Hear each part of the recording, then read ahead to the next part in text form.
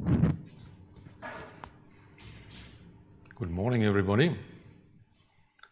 Thank you very much for coming despite the weather. I took the bus this morning instead of the bike, and it took me twice the time.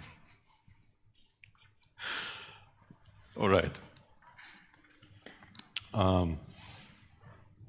We came quite a long way last time.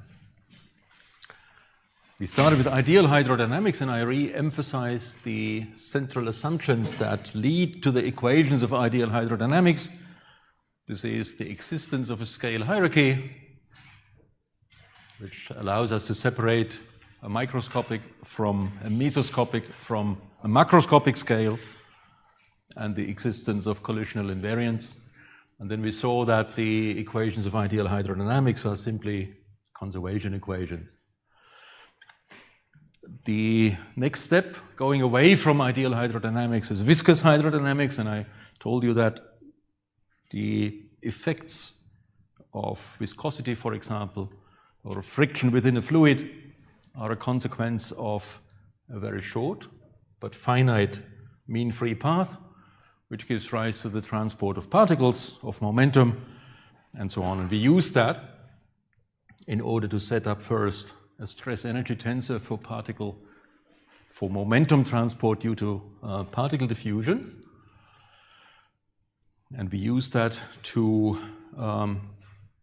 augment the Euler equation for the conservation of momentum. This gave rise to the Navier-Stokes equations, which contain two viscosity terms, one of which vanishes if the fluid is incompressible. And we have two constants there that we called eta and zeta, which are the viscosity coefficients. All right, we'll return to that. And then we saw, okay, in addition to the transport of momentum, we have to take into account that heat will also be transported.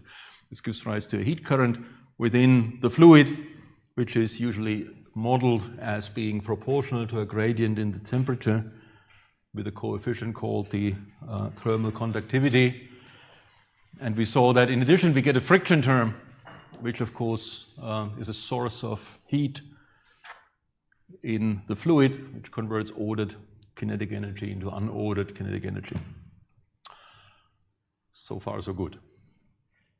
Do you have questions up to that point? If that is not the case, then we are going to play a little bit with these equations. And we start with ideal hydrodynamics, but before we can do that, we still have to insert one more term into the Euler equation, because so far we neglected external forces on the fluid, and of course in astrophysics you cannot neglect gravity. So the question is, how do we get gravity into the hydrodynamical equations, or specifically into Euler's equation? And the answer is, you can do so in three ways. One is exact, one is phenomenological, and the other one is intuitive. Let me start with the exact one, which I will just sketch. And wait a moment. First the headline, gravity in hydrodynamics. So the exact way starts with replacing this equation by the generally relativistically correct version of that equation, namely by replacing the partial derivative, the partial divergence, by the covariant divergence. And then, of course, the covariant derivative will contain the gravitational field. But then you need an additional equation that relates the gravitational field to the matter-energy content of the space-time, and that these are Einstein's field equations. So if you really want to know how this is going to go precisely, right, very accurately, then you use the covariant derivative here. This will lead you to expressions that relate the geometry of space-time to the matter-energy content. These are Einstein's field equations. Then you use Einstein's field equations and you get an exact expression for the hydrodynamical equations in general relativity, so with gravity. If I did that, first of all, you would need some general relativity, and then we would spend the rest of the lecture until February with this derivation. Not good. Next thing you can do is you could set up, so this is number one, that's exact. Then you can do it in a phenomenological way.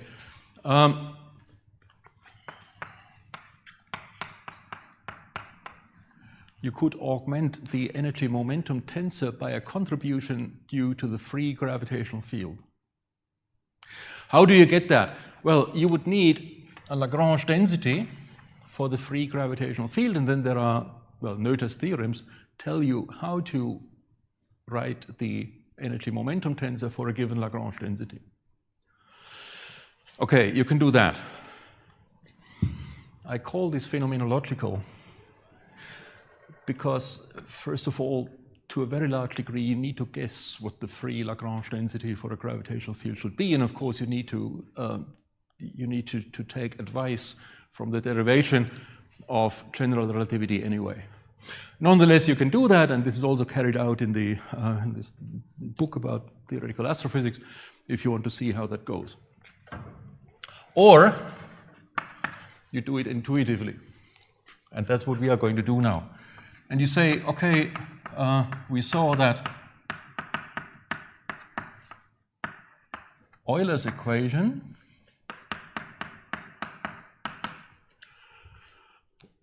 just is, I know it's not finished, Euler's equation just expresses momentum conservation. Right? Essentially it says mass times the total time derivative of the velocity, or mass times the acceleration equals something, and that equals something, of course, has to be a force. It has to be a force density here, right? Because we are not multiplying with the mass, but with the mass per volume. All right. So we add on the right-hand side the force density of gravity. And the force would be mass times the gradient of the gravitational potential, and the force density is going to be that. That's the intuitive way. All of them, right, all of these three approaches give you the same equation. Lovely, isn't it? This one, of course, gives you much more parentheses than you ever wanted, parentheses closed.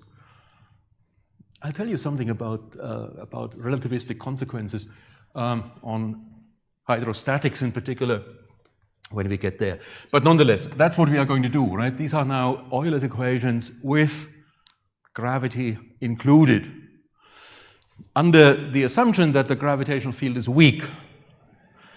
What does it mean for the gravitational field to be weak? It means that the gravitational potential in units of c squared. And the gravitational potential has the dimension of a squared velocity. If you scale that with the square of the speed of light, then this has to be very much smaller than 1 for this to be valid. Is this the case? Well, if you want to estimate what that number is, take a typical velocity that you may observe in an object. Right? That could be the 220 kilometers per second that the sun has within the Milky Way.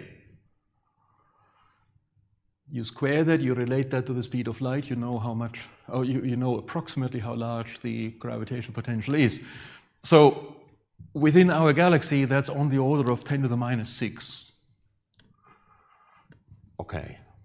How about a galaxy cluster, right? That's what we started out from. Typical velocities there are on the order of 1,000 kilometers per second. So still, you are down from 1 by a factor of 10 to the minus 5. If you want to do hydrodynamics in the vicinity of a black hole, well, do something else. All right, so that's one condition here. And of course, we are also assuming that the field equation for our gravitational potential is the Poisson equation of Newtonian gravity. So, in other words, we say the phi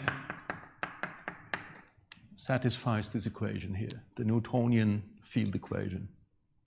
And of course, if you start with Einstein's field equation here and make certain assumptions, simplifying assumptions, you arrive at Poisson's equation.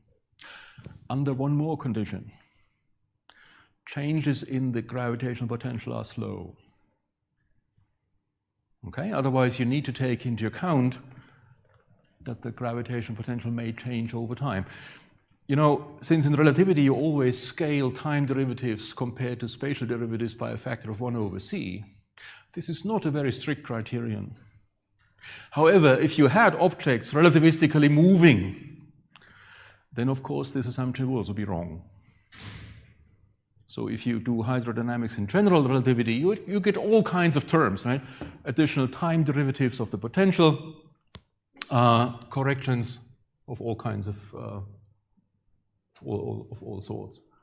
All right, nonetheless, that's what we are going to do. Now you know how you put a gravitational field into that, how you can justify doing that, and what the limitations are.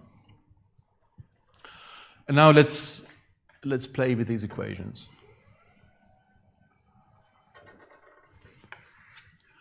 And the first, well, I would like to go through several subjects today, which seem unrelated, but they are not. The first I want to discuss is sound waves, not gravitational waves, sound waves. Next thing, I wanted to show what happens to the sound waves if you put them into a gravitational field. Something very interesting. Next thing, I would like to look at the equations of hydrostatics and see what kind of hydrostatic solutions the ideal hydrodynamical equations admit. And then we see what time it is and how far we can get and so on. All of what we are going to do today appears throughout the entire astrophysical literature everywhere. All the concepts and so on, right? So that's quite important. I will also need to make a detour through thermodynamics. If you don't like thermodynamics, sorry for that. I will try to explain what I'm doing. Okay, so let's first have a look at sound waves.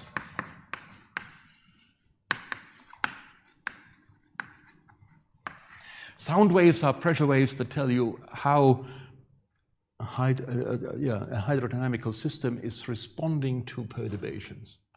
Well, you have, for example, a ball of gas held together by its own gravity.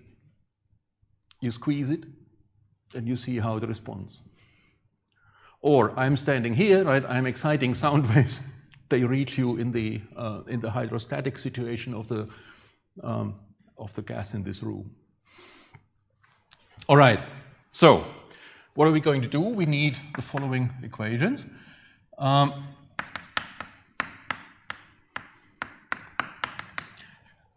We need to take into account mass conservation, obviously. And so we start with that, and we take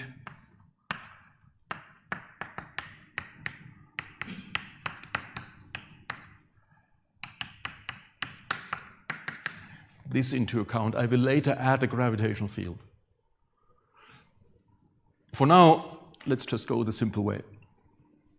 Okay, now I'm going to assume that I have an unperturbed solution. That's the air, for example, that's the air in this room without me speaking.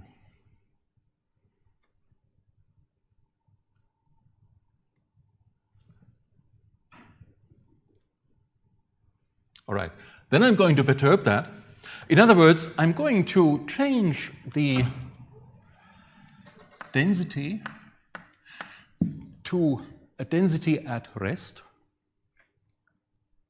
and the density of a perturbation. And the same with the velocity. So I'm assuming that I'm going to perturb the fluid in some way, and then we see what happens. Now, I can carry around the V0 here, but this is a completely unnecessary complication that will just distract you from the main part.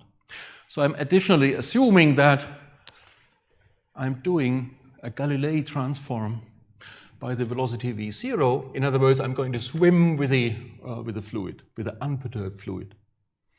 Okay, so I'm looking at sound waves sitting in a boat, floating with the unperturbed flow. So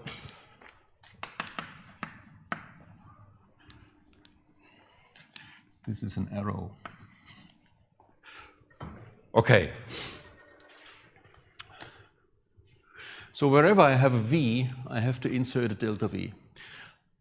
Wherever I have rho, I have to insert a rho 0 plus a delta rho. I'm going to assume that delta rho is small compared to rho 0, and I'm going to assume that I can neglect perturbations of second order and higher. In other words, I'm going to linearize the equation. And of course, no surprise, the result will be a linear equation. All right, so this term is going to be kicked out, right? By nature, this is going to be second order, so I'm going to neglect that. Then, if I insert the lowest order here, this will already be a term rho 0 times delta v. This is first order already. At 0th order, therefore, I will just have dt rho 0 equals 0. In other words, there must not be any time dependence of rho 0. All right, so that's our first result. Rho 0 must not change with time. Okay, what else? This equation, Euler's equation, is at the lowest order already of first order. In other words, since this expression will already be first order, this one will have to be 0th order. So I can write for the second equation rho 0 dt delta v plus nothing equal plus, okay, gradient of p0 plus delta p.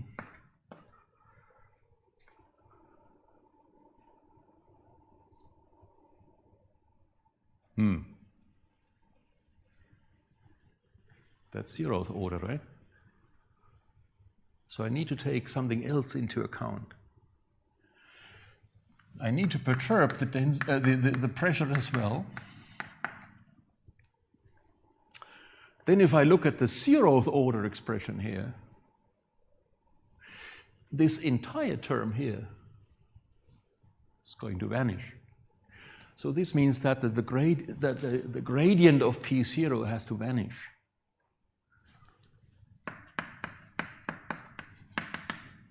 But if that's the case, then I can just replace this by the gradient of delta P and I have a first order term restored. That has to be 0. Okay, so, all right. And I have to also write down the first order expression from the continuity equation. Then it looks like dt delta rho plus rho 0 divergence of delta v equals 0. No? That's all I can write down at first order from continuity from Euler's equation. And these are the equations of 0th order here. Okay. Nice. Now,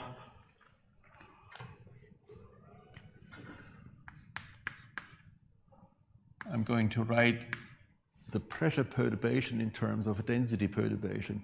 In other words, I write the delta P as dP d rho times delta rho, and there will be a lot to be said about this dP d rho term. Okay? For now, just accept it. So, let me write this down here. This is going to be the gradient of dP d rho. Now, of course, this is a Taylor expansion, so I need to evaluate this at the unperturbed solution. but then it will not depend on any spatial coordinate. Then I can write the linearized perturbed Euler equation in this way. But now I have a set of two equations here which contain two perturbed quantities, delta rho and delta v, of course in linearized order because we have linearized the equations. So now I'm going to play the obvious trick of taking the time derivative of the continuity equation and the divergence of Euler's equation, because then I can eliminate a mixed term. Right? Then I can eliminate the time derivative of the divergence of the velocity. Okay, so if I take the time derivative here, this means dt squared delta rho plus rho 0 dt divergence of delta v equals 0. And if I take the divergence of this equation, I have rho 0 dt divergence of delta v. That's of course what I want to get rid of. And then plus dp d rho,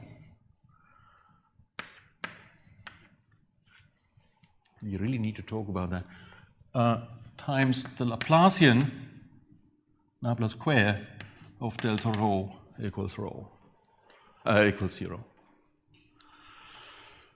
Okay, now I'm going to subtract the second, I'm going to subtract the first from the second equation.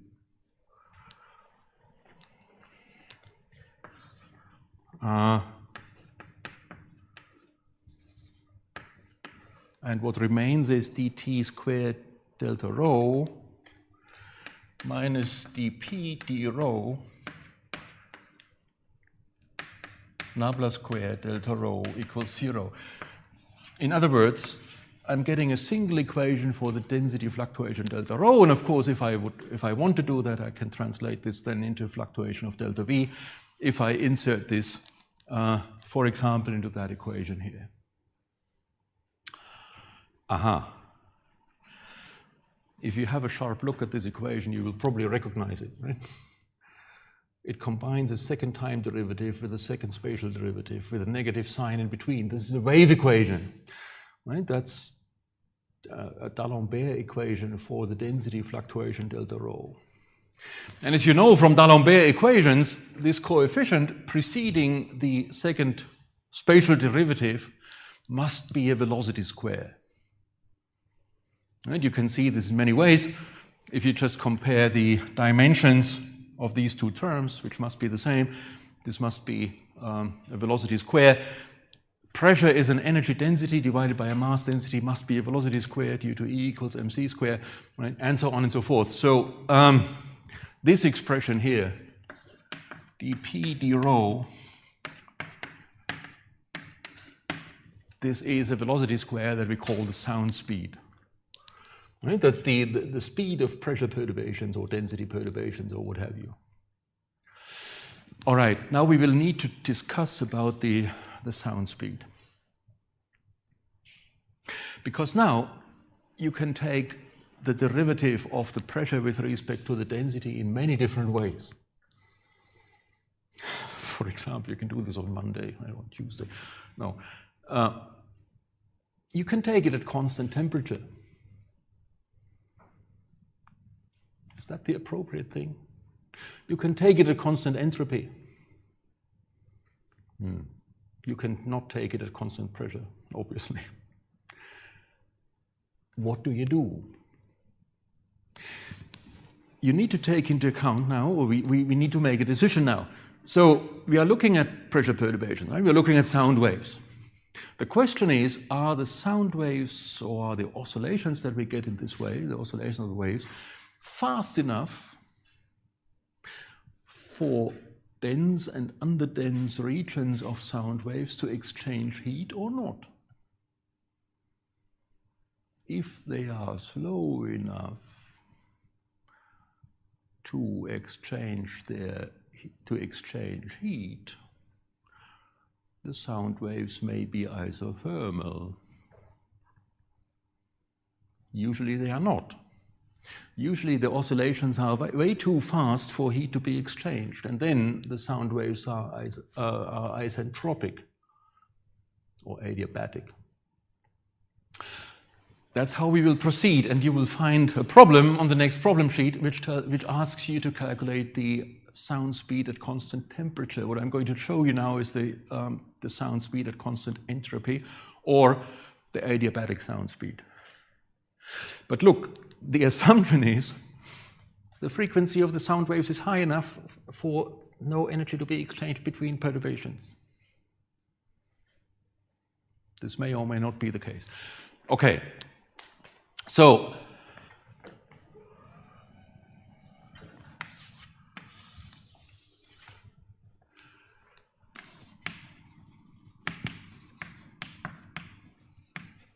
sound speed. dp d rho, I could take at constant, I'm using thermodynamic notation now, right? At constant temperature. That would be the isothermal sound speed.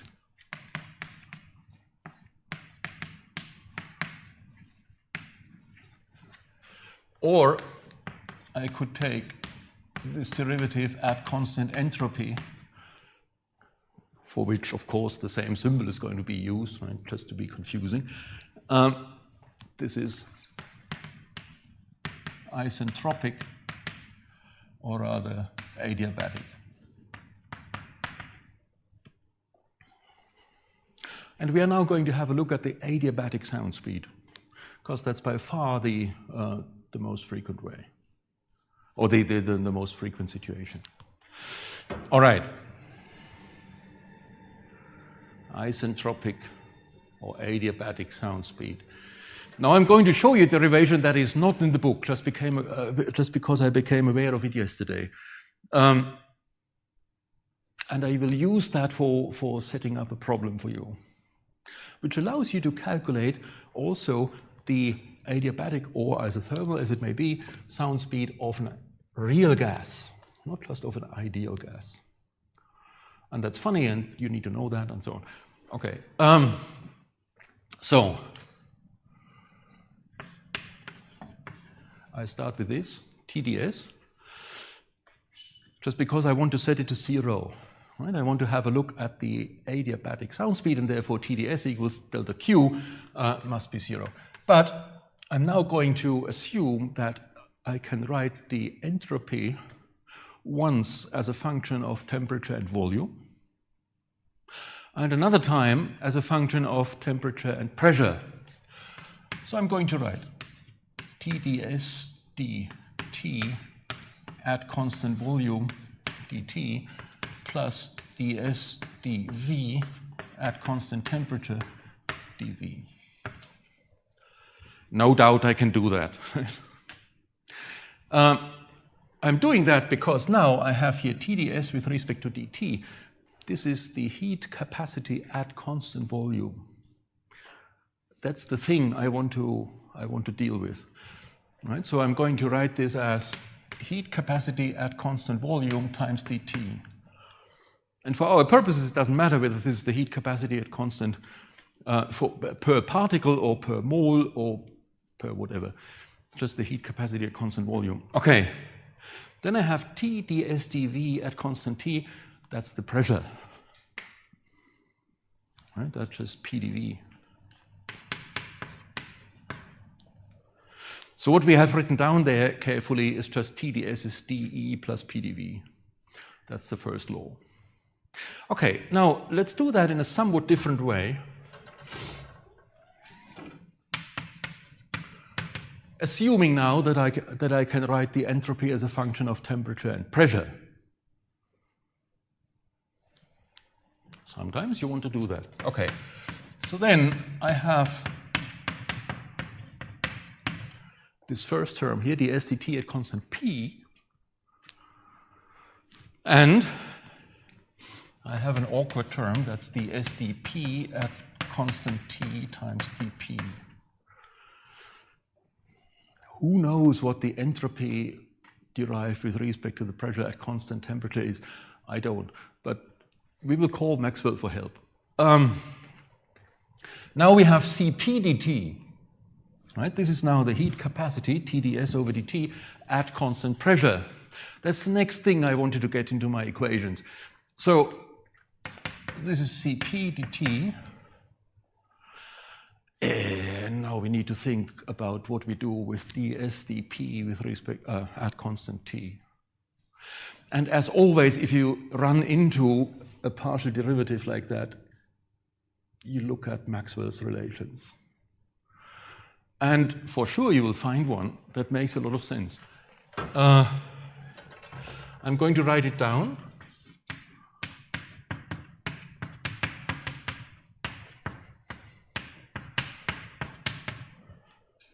That's it.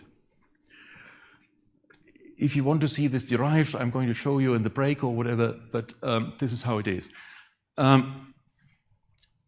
The partial derivative of entropy with respect to pressure at constant temperature is minus the partial derivative of volume with respect to temperature at constant pressure. But this is a quantity that is very well known. This is the isobaric at constant pressure, the isobaric thermal volume expansion coefficient. Okay, that's obviously the way by how much the volume changes with temperature at constant pressure. It's the isobaric volume expansion coefficient. That's called alpha. That appears when you discuss the Joule-Thomson process, for example, and so on. And its definition is 1 over V dV dt at constant pressure, the isobaric volume expansion coefficient. Previously I said the isobaric thermal volume expansion coefficient, right? Because it tells you by how much the system expands with temperature. Okay, so I can continue this equation here and write this is minus alpha TV dP. Did you come across what alpha is for an ideal gas? It's very simple, it's just 1 over T. All right, so for an ideal gas, this is 1 over T, and that's very easily calculated from the equation of state of an ideal gas. Okay, lovely. So we have two expressions here for the same thing, and it needs to be 0 all the time. So I'm going to set the left-hand sides to 0, and I'm going to use that now to isolate dt. So I can use dt equals minus p over cv times dv. That's what I can conclude from the first representation of this equation. From the second, I can conclude dt is plus alpha tv divided by cp times dp. And of course, both have to be the same. So I can conclude from that that dp dv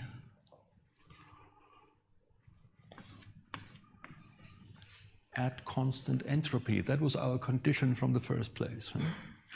dp dv at constant entropy, this is given by minus Cp over Cv, P divided by alpha Tv. And Cp over Cv is the ratio between the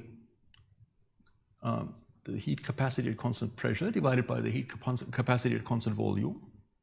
That's the so-called adiabatic exponent. So that's minus gamma p over alpha TV. And we will have to speak about gamma for a bit afterwards. Now you see, okay, it doesn't matter whether I relate Cp, the heat capacity, to a particle or to a mole or whatever, they just cancel out. Okay. This is beautiful to know, but not what I wanted. Right? What I want is dP d rho at constant entropy, but not dP dV. But, of course, rho and V are very closely related. So this is dP d rho at constant entropy times d rho dV. But d rho dV is just minus rho divided by V. Right? Because rho times V is the mass. The mass is conserved. So this is minus dP d rho at constant entropy, rho divided by V.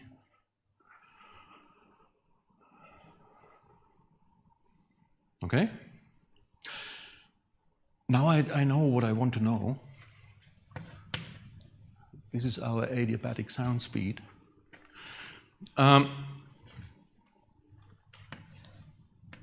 This is given by this expression here.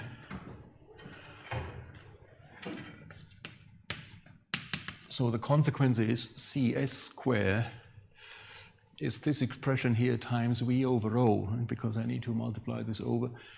So this is gamma p divided by alpha t rho.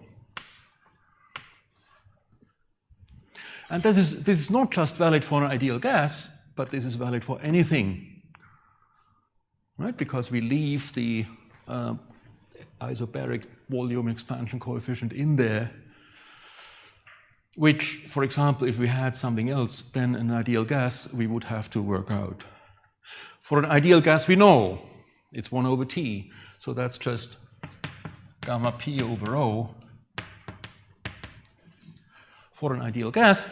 But now you can calculate it also for a van der Waals gas, for example, for a real gas.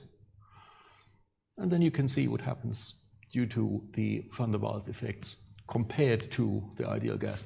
And this is an expression for the sound speed that I haven't seen before. I think that's very interesting. You can also calculate the sound speed underwater, for example.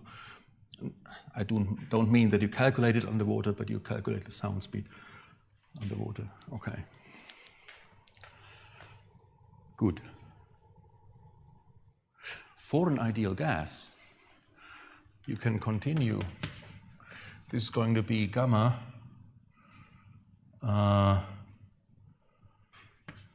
kBt divided by the mean molecular mass. So you see how the sound speed depends on the temperature. You also see how the sound speed depends on the molecular mass of the gas that you have to do with. And of course, you can test this, right? I mean, obviously, you have already tried yourself what happens if you breathe helium, right? You get this very funny Mickey Mouse voice because of that. Or, for example, you insist on playing the recorder for Christmas outside at minus 20 degrees, and then you play the same tune for Easter outside at plus 20 degrees.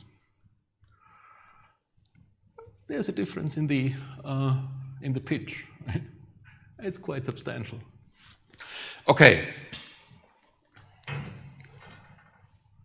Now, what happens if we take gravity into account? Or what would have happened if we had taken gravity into account?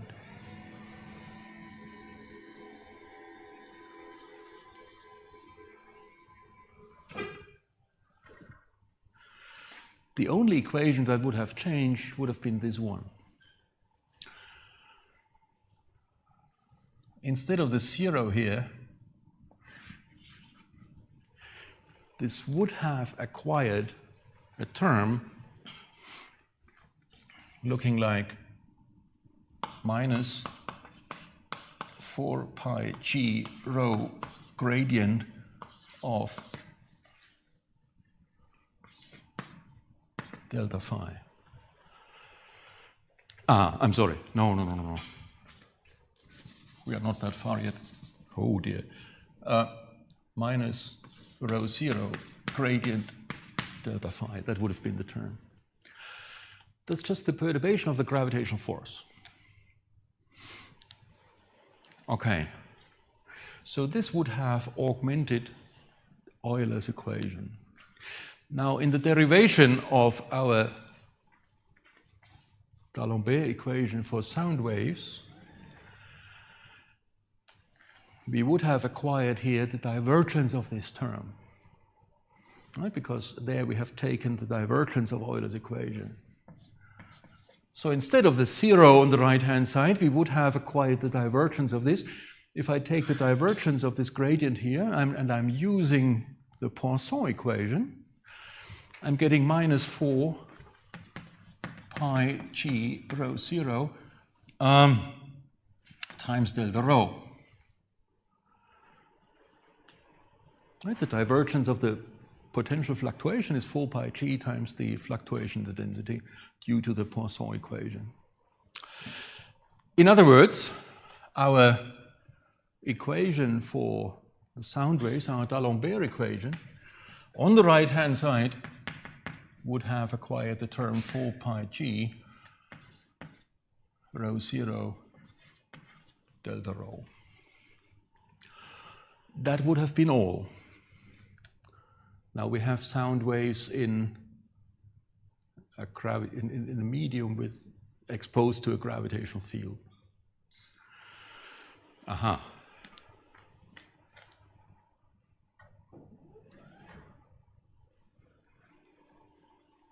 Where do I have some space?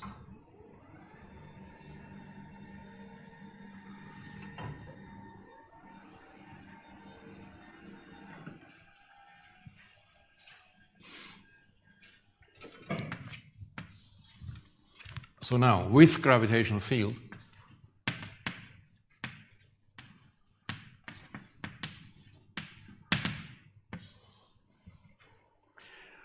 we have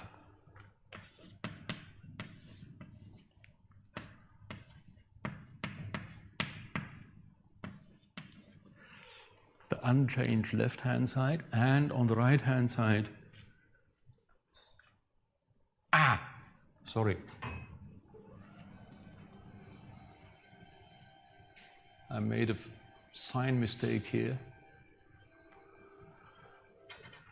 because we have the negative term in the linearized Euler equation, because the gravitational force is the negative potential gradient, but then we have subtracted the first from the second equation, so we need to get a plus sign here.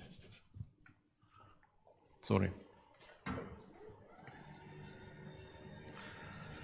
Okay, so that looks like 4 pi g rho 0 delta rho. These are now sound waves in the gravitational field. Now let's see what happens to the time evolution of the density fluctuation.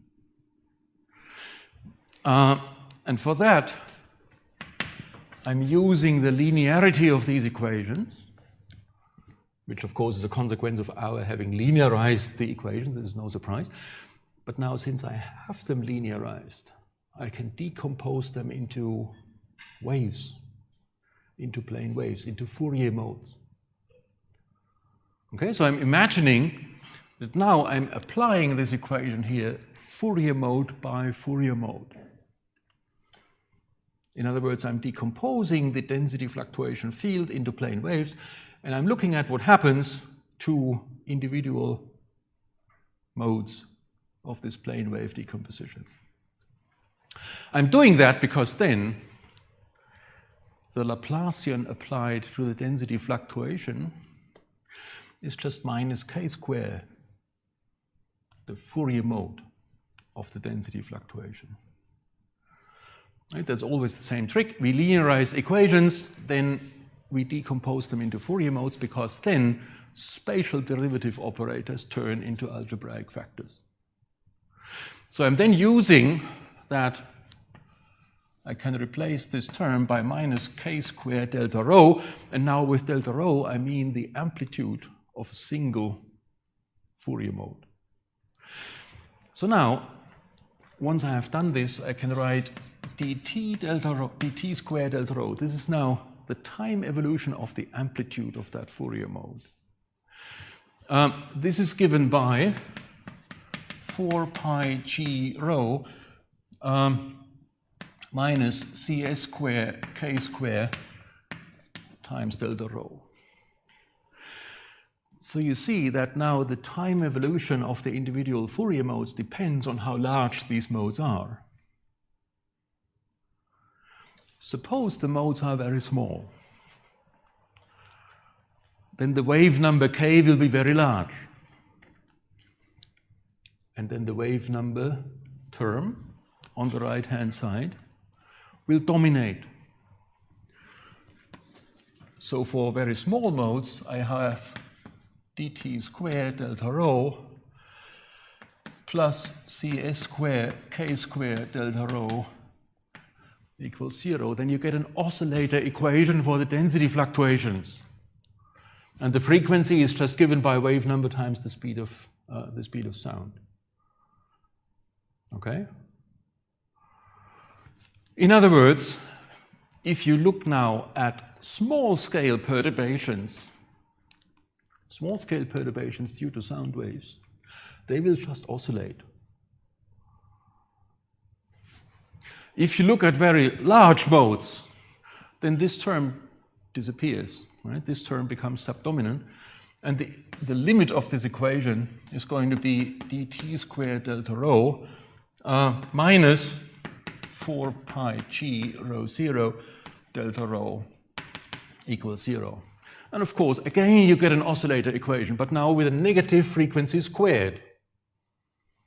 And if you have a negative frequency squared, the frequency is imaginary. Instead of the trigonometric solutions, you get exponential solutions. In other words, this equation now, as it's written down here, has an exponential solution, or cosine hyperbolic and sine hyperbolic, that's the same thing, with a characteristic time scale. And the time scale is given by 1 over the square root of 4 pi g rho. Right? That's just the square root of the frequency. Sorry, the inverse of the frequency. So in other words, large perturbations under the influence of sound waves are going to collapse on this time scale. This equation predicts an exponential collapse. That's not what is going to happen, because we have linearized the equation. Right? This linearized equation just tells you will get a runaway. The runaway will have a certain time scale, and it will lead, obviously, to gravitational collapse. So this equation, or this limit of the equation, describes gravitational collapse. This limit of the equation describes oscillations. So in other words, sound waves in the gravitational field will have effects that depend on how large the density perturbations are. If the density perturbations are very small, they will just oscillate. If the density perturbations are large, they will collapse. Very, very important. The dividing scale between both, right, between the oscillation and the gravitational collapse, is called the Jeans scale. Named not after the pants and Levi Strauss, but named after Sir James Jeans. So suppose you set this to 0, you get this condition here, cs squared kj, Jeans scale, equals 4 pi g rho 0. Or you say, okay, the Jeans scale is the square root of 4 pi g rho 0 divided by cs squared That's the genes scale.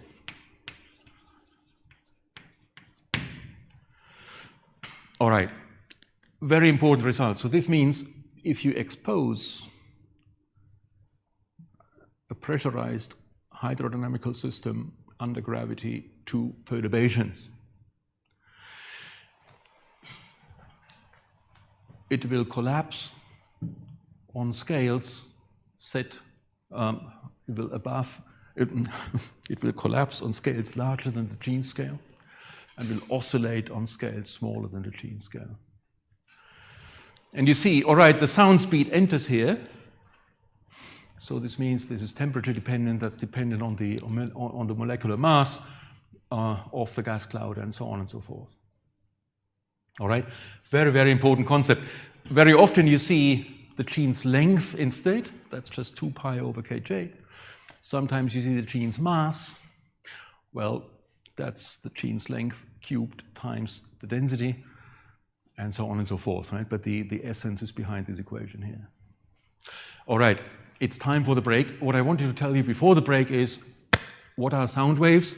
How do we get the sound speed? And how do we arrive at the gene's criterion?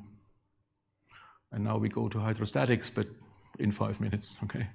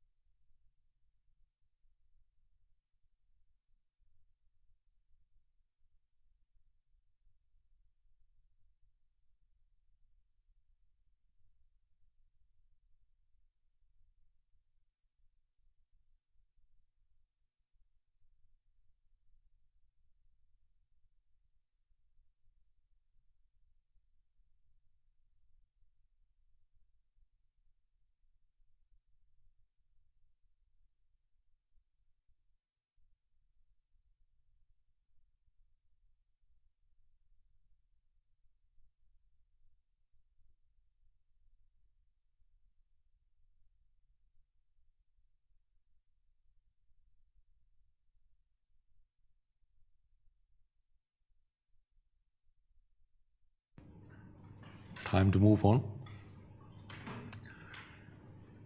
Before we do that, let me add a few words about the adiabatic index and about this equation over there.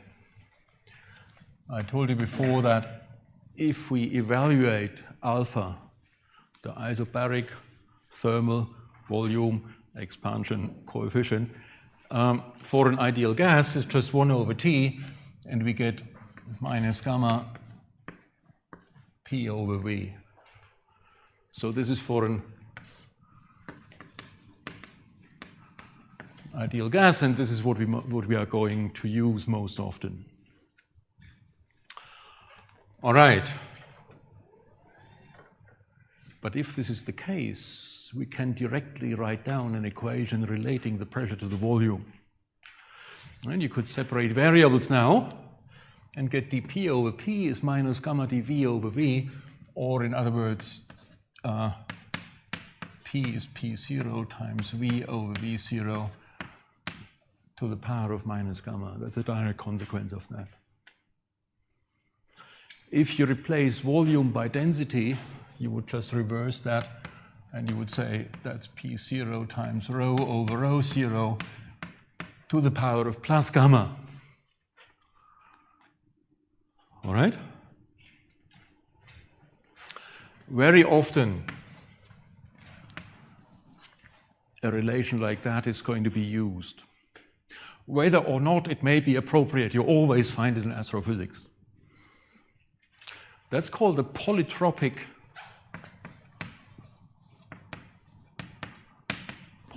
relation. Polytropon in Greek means adaptable to many situations. If you read Odyssey, for example, it calls Ulysses anthropon polytropon, right? The guy who can adapt to very many situations. Anthropon polytropon.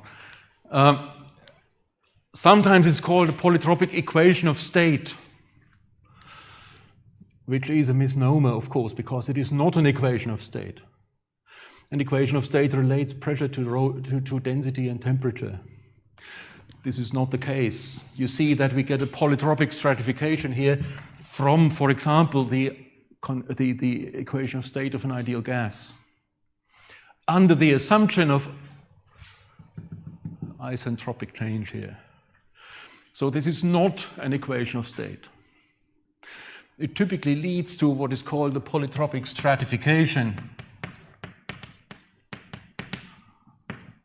In other words, a polytropic way how gas is stratified within a gravitating sphere or so. Right? So if you like, call it a polytropic stratification, but do not call it a polytropic equation of state. Okay. Now what is gamma?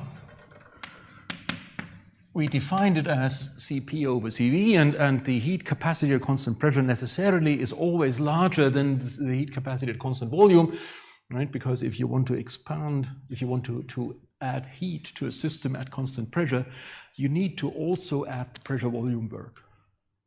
So Cp is larger than Cv, so this is larger than 1. By how much? For an ideal gas,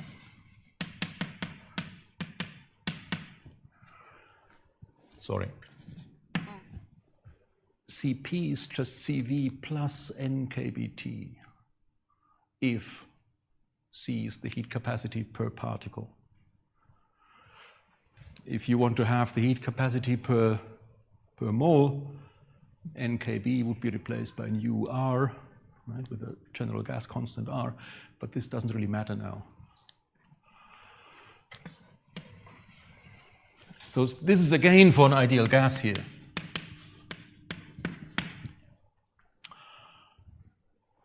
Now what is Cv? Cv is the heat capacity at constant volume. So in other words, it's the amount of energy that you have to add per particle if you raise the temperature by a certain amount.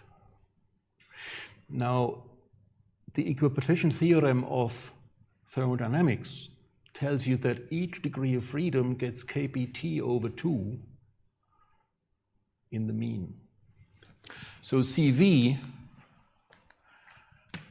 is the number of degrees of freedom divided by 2 times n kBt plus n kBt divided by f over 2 times n kBt. In other words, that's f plus 2 divided by f. I'm emphasizing that because now, of course, the adiabatic index depends on what kind of molecules you have in your gas. Suppose you have a monatomic gas where all the atoms are little spheres that are just flying around in 3 dimensions. Then f is 3 and gamma is 5 over 3. That's by far the most often used case. However, you see, if you have molecules which can have oscillatory or rotational degrees of freedom, then f depends on whether the rotational or the vibrational degrees of freedom are excited or not. And since they are quantum effects, you need a certain minimum amount of energy in order to excite them. If they are not excited, f is 3 and you have 5 over 3 here. If they are excited, for example, if you get 1 additional rotational degree of freedom, then f suddenly is 4 instead of 3, right?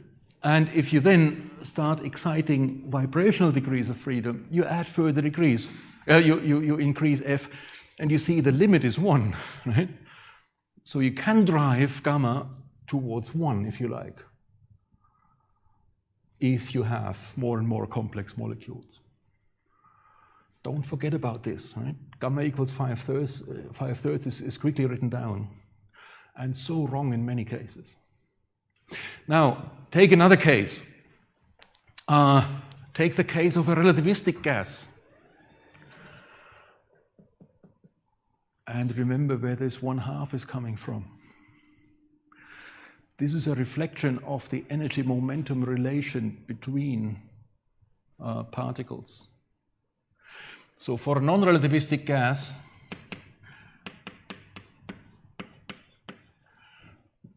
energy and momentum are related by a square. And this exponent 2 leads to the 1/2 in the equivalence theorem. If you have an ultra-relativistic gas,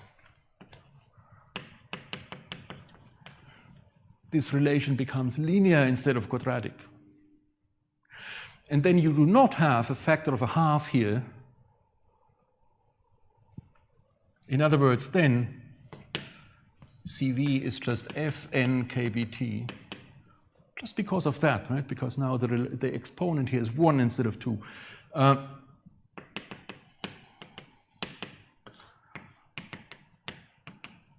Then you have that, and suddenly you have f plus 1 over f. So again, for a monotonic but ultra-relativistic gas, the adiabatic index is 4/3 instead of 5/3, with profound consequences, right? Among other things for the sound speed, but this is important. And you see, well, this is valid for the non-relativistic limit, this is valid for the ultra-relativistic limit, but in between, right, for example, if you have a mixture of both, you can have adiabatic exponents all over the place. Okay? So remember, these are limiting cases, and they have their assumptions and they have their limitations.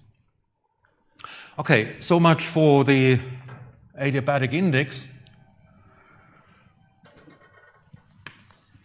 And you see, since the sound speed is proportional to the square root of the adiabatic index, yes, this matters, right? And this may decide between collapse and non-collapse of a gravitating cloud, and so forth. Right? Okay. Next thing.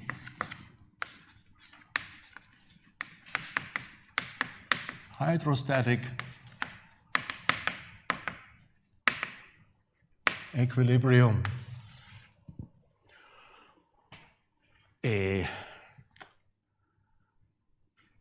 It's static. So the velocity is 0.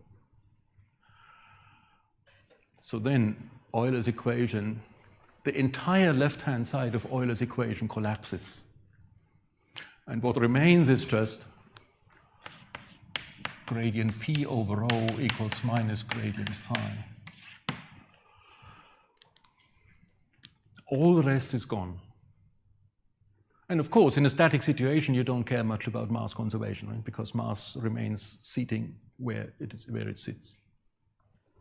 So that's the only equation we need. One remark about hydrostatic equilibrium in general relativity. That's very interesting, because you see here, the gravitational force is balanced by the pressure gradient. That's all that this equation says. But in general relativity, since pressure is a form of energy, pressure suddenly becomes gravitating. And in other words, pressure changes its role. Rather than being supportive, it becomes secretly destructive. Right? Because if you increase the pressure in a certain area, you also increase the strength of the gravitational field. So pressure suddenly appears on both sides. And then you see, if you transport this hydrostatic equilibrium equation to general relativity, it's called Tolman-Oppenheimer-Volkoff equation, and then you have all kinds of additional effects that come from, first of all, the inertia of pressure. Right? Since pressure is a form of energy, if you want to accelerate pressure, it takes you force. You need to accelerate pressure against its inertia. That's one thing. Then you get suddenly a horizon into this equation, and pressure changes its role. Instead of being supportive, it becomes destructive. And in Tolman-Oppenheimer-Volkoff equation, that's being expressed. But we do not need to take care of this now. But rather, I now want to see what happens if I combine this equation with the polytropic equation. I'm saying, okay, I'm assuming that, and I'm assuming that pressure is P0 rho over rho 0 to the power of gamma. And I would like to study this equation under the assumption of spherical symmetry. First thing I'm going to do, in order to get rid of the gradient of the gravitational potential, I take the divergence of this equation. And then I can make use of the Poisson equation and replace the gravitational potential by the density.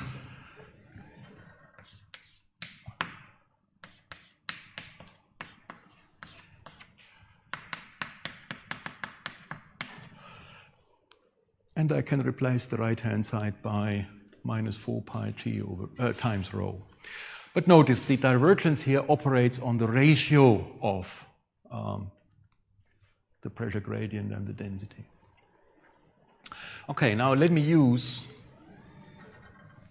spherical symmetry and first of all replace the divergence by the appropriate expression in spherical symmetry.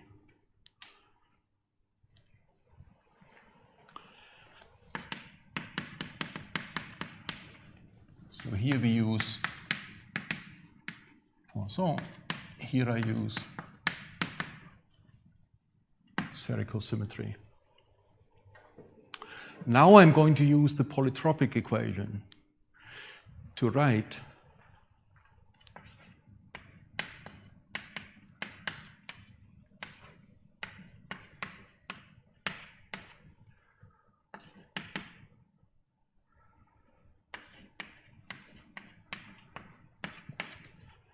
and I do not resolve the dr rho over rho 0 further. So I take the derivative of this ratio here. All right. So now I'm going to combine these two equations here to get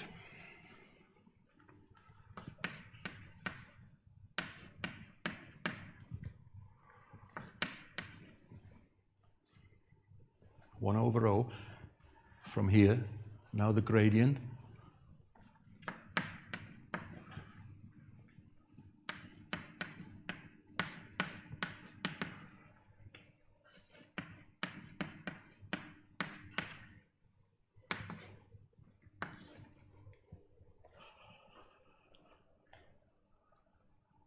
Okay.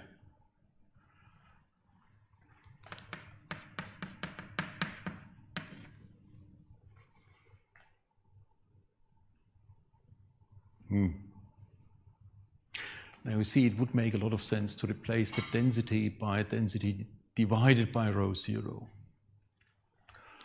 Aha.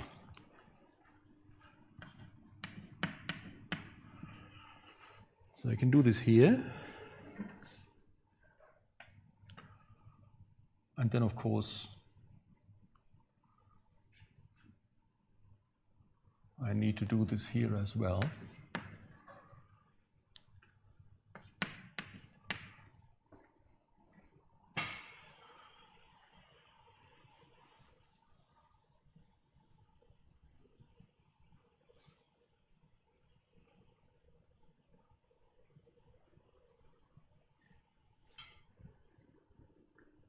I'm about to make a mistake, I'm afraid.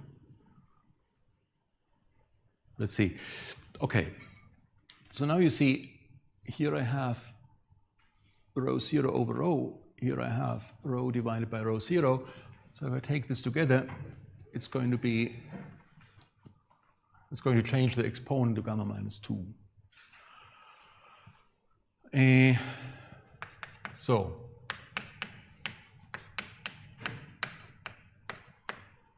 then I have P0 and gamma are constants, right?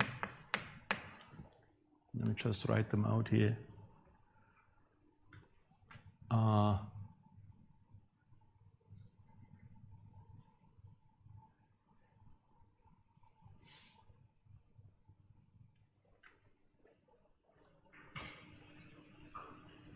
There must be a more beautiful way of doing this. Nonetheless, I get rho over rho 0 to the power of gamma minus 2 dr rho over rho 0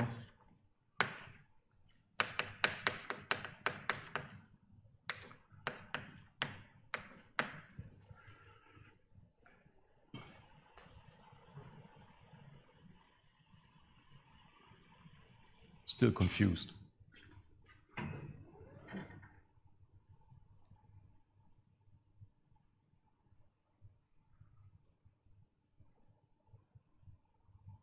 Okay, yes. Now you see the gamma P0 over rho 0 here. That's the sound speed squared at our reference values P0 and rho 0.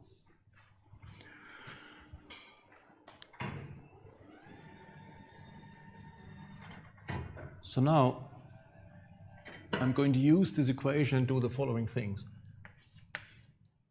I use that C0 squared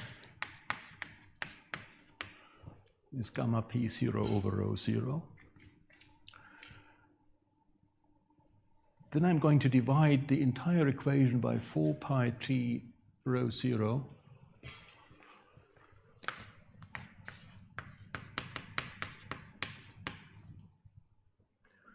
That's the next step I'm going to do.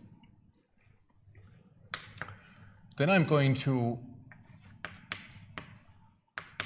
define, instead of the density ratio rho over rho 0, a quantity theta to the power of n.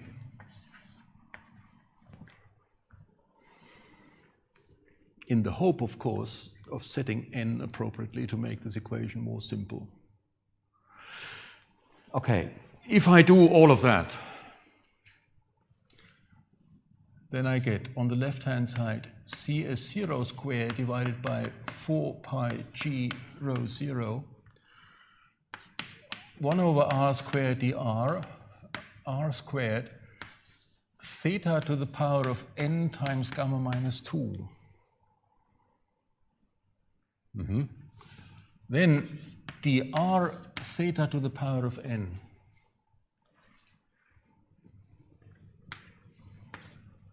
Equals minus theta to the power of n. Aha. Now I just need to take the derivative here. This gives n times theta to the power of n minus 1 times dr theta. So this is n times c s0 squared divided by 4 pi g rho 0, 1 over r squared dr r squared theta to the power of n gamma minus 2 plus n minus 1.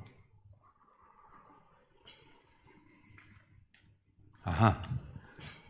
And now dr theta.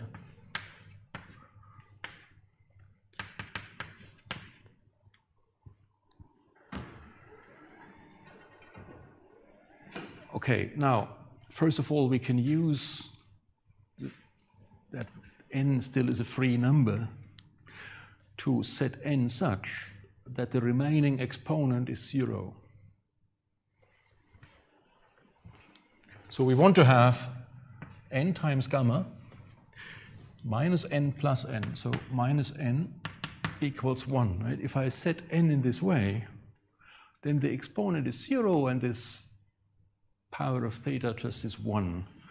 In other words, if I set n to 1 over gamma minus 1, then this is the case. So that's the preferred choice of n. Suppose gamma is 5/3, right? Then n is 3/2, for example. Okay. Regardless of what n is, we now have n cs0 squared divided by 4 pi g rho 0, 1 over r squared dr r squared dr theta equals minus theta to the power of n. Okay, now let's have a look at this thing here. I mean, this entire expression here. What is that? Let's first have a look at the dimension. So this is a velocity square, that's centimeter square divided by second square. Then we need to divide by the dimension of g, that's centimeter cubed divided by grams second squared. That was the dimension of g. Then we have the dimension of rho, that's grams per cubic centimeter. And you see what remains is centimeter squared. This is a length scale squared.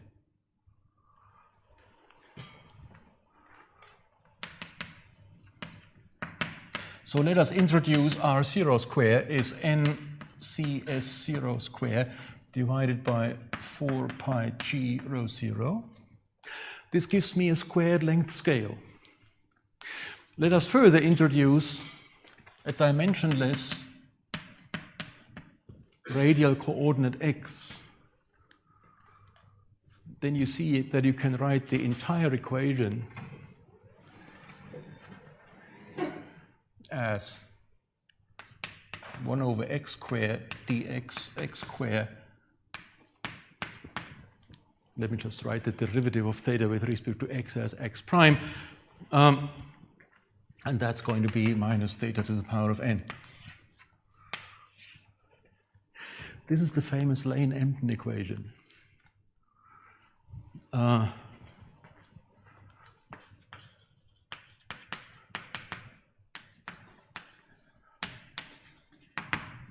Lane-Empton equation. This is used for stellar models, for example. And you can make a wonderful solar model with that equation if you insert an adventurous exponent in. The n here is called the polytropic index. Sorry, polytropic index? This is the polytropic index.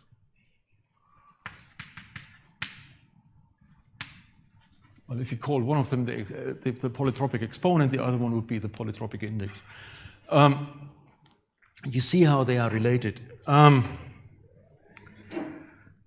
In order to solve, well, that's a second order differential equation, right? You can write it in the same, in the equivalent way, theta double prime plus 2 over x theta prime equals minus theta to the power of n. That's a second order differential, ordinary differential equation for theta, and you would usually solve it with the boundary conditions that theta at x equals 0 equals 1 and theta prime at x equals 0 would be 0. That makes a lot of sense. Right? This would mean that you do not have a density singularity in the center, and this also means that all quantities that carry a 0 are referred to the center of this model here. Right? Because you set theta at the center to 1, and this means you set rho over rho 0 at the center to 1. This means rho 0 acquires the meaning of being the density in the center. And then, of course, P0 is the pressure in the center, and so on and so forth. And CS0 square would be the sound speed in the center of the object. So I will go. I will add a section to our Jupyter notebook that solves the Lane-Emden equation, and then you can see what happens if you solve that equation for different polytropic indices or polytropic exponents n. And you can, as I said, you can make a wonderful solar model out of the Lane-Emden equation, and so on. So how would you go about solving that?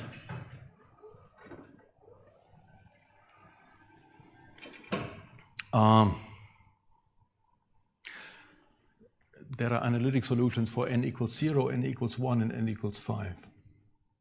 None of them makes much sense. Nonetheless, let me show you the case n equals 0, just to illustrate the solution. N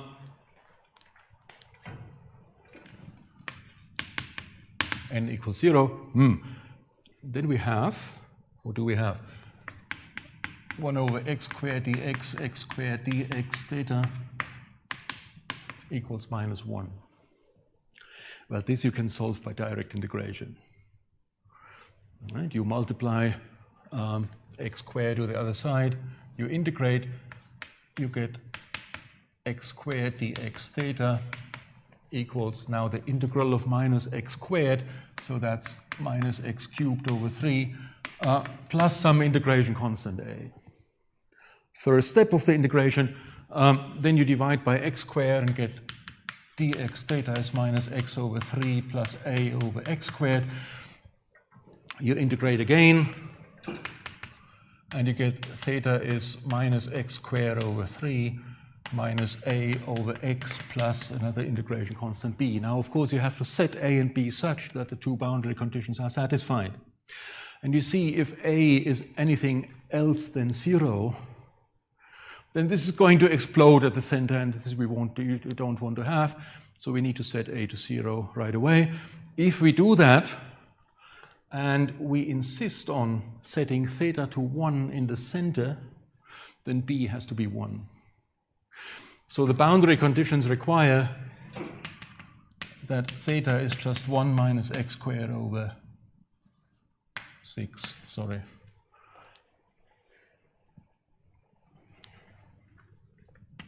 So that's a very simple solution. That's a parabola open downward. So you just get a parabolic density profile then. Looks like that. Goes to 0 at x equals square root 6. What does this mean? Well, it means that the star that you model in this way has a radius of square root 6 times r0. Okay, so if you want to have a star composed in a certain way, such that cs squared has a certain value, then you can fix r0 and you get the stellar radius. We have set n to 0, I know. Right? This doesn't make sense here. Nonetheless, right, it shows you the principle.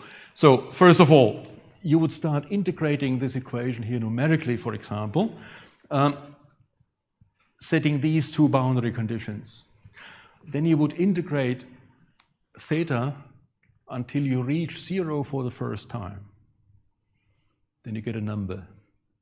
And this number times r0 would have to be fixed to the radius of the star.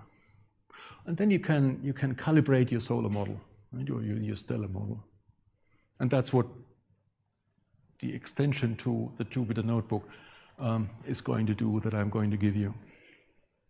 Okay, that's what I wanted to say about the Lane-Emden equation. If you do something more reasonable and set n to 1, then you get a spherical Bessel function as a solution, and that makes a lot more sense. Right? And of course, the spherical Bessel function is oscillating, so you need to integrate it to the first root, right? And then this calibrates the whole solution. Okay, this was number 2. Let me now come to number 3.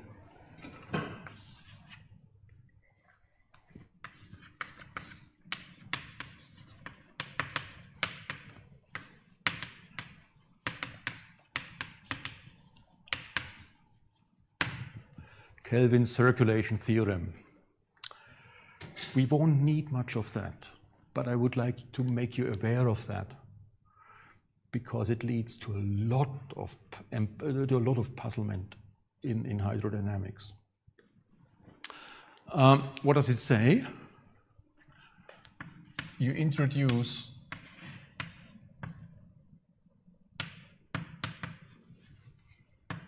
the so-called circulation.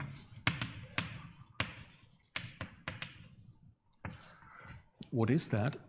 This is the integral over a closed contour Z of the velocity field. And you go around in a closed loop through your fluid, and you integrate up the velocity field. And if you have an eddy, ein Wirbel in German, and of course this will be a positive value. And if you just have the straight flow, and imagine you stand on the old bridge and you look down into the river.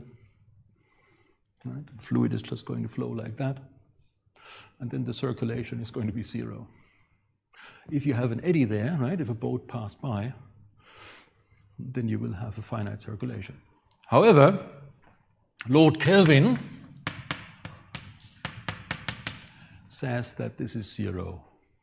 That the time derivative of the circulation is 0.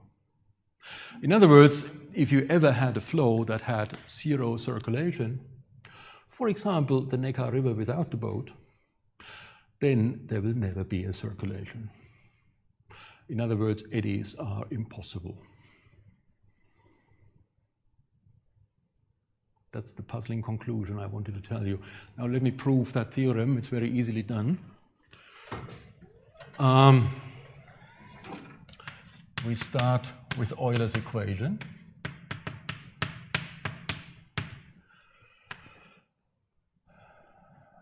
Yeah, let's write it like this.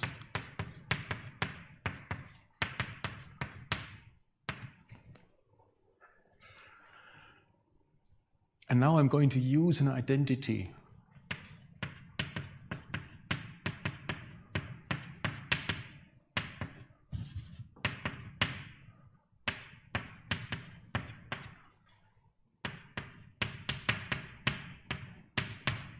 That's the identity. I want to replace the so-called convective derivative of the velocity field here by something else. And here you see the vector product occurs of the velocity with something else, with the curl of the velocity field. And that curl of the velocity field has a name. First of all, it has a symbol. The symbol is omega. The name is vorticity.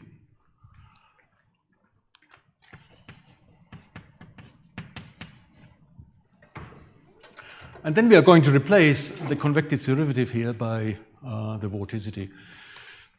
In other words, I'm going to write dTV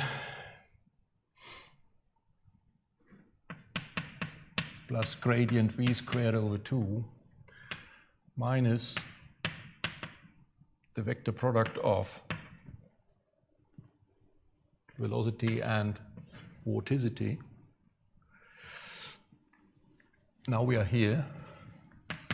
This is given by minus the gradient of p divided by rho minus the gradient of phi.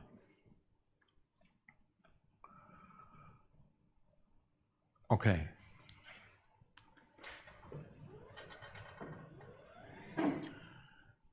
Equipped with this result here, I'm now calculating the total time derivative of the circulation. And you see, I need to take into account both a total time derivative of the velocity field and a total time derivative of the contour. And I'm assuming that the contour is swimming with the flow. Okay? So then,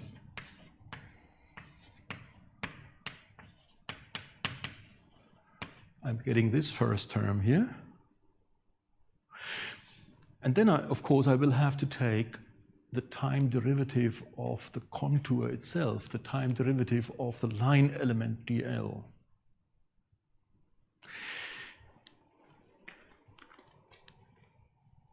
If I take the time derivative of the line element dl, I'm getting the velocity between any 2 points along the contour. Okay?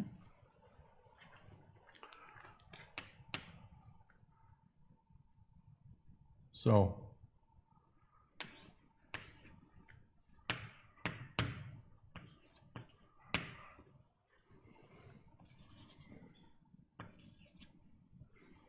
I'm writing this as the integral along the contour of v times dv.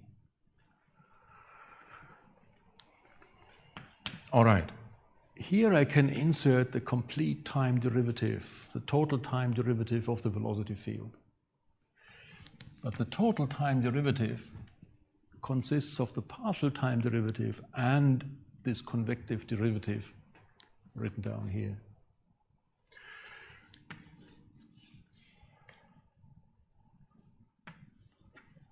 So this thing is the total time derivative. I will have to take a contour integral over this total time derivative. I'm using Stokes' theorem to convert this contour integral into an area integral over the curl of the integrand. So then I'm getting dt omega from the curl of this. This is going to go away because now I'm taking a curl of a gradient. So this is 0. And then I need to subtract the curl of v cross omega. Now this is an integral not over a line, but over the complete domain enclosed by that line. And here I have still a contour integral or line integral over gradient v square over 2 times dl, right? If I write instead of dv, the gradient of v times dl. But this is now the integral over a closed loop in a gradient.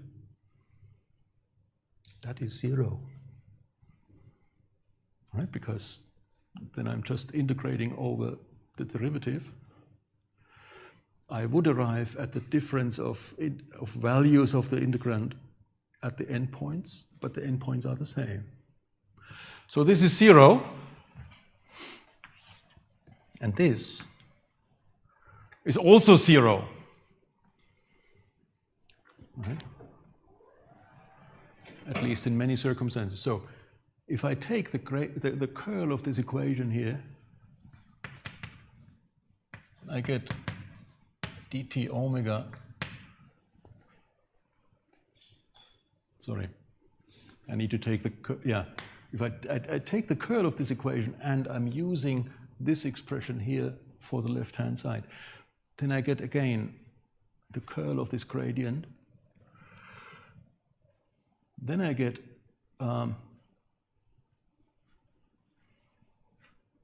the curl of V cross omega. And on the right-hand side, I get the curl of the gradient of the gravitational potential. That's going to vanish. Here I'm getting the curl of the gradient of the pressure. That's also going to vanish.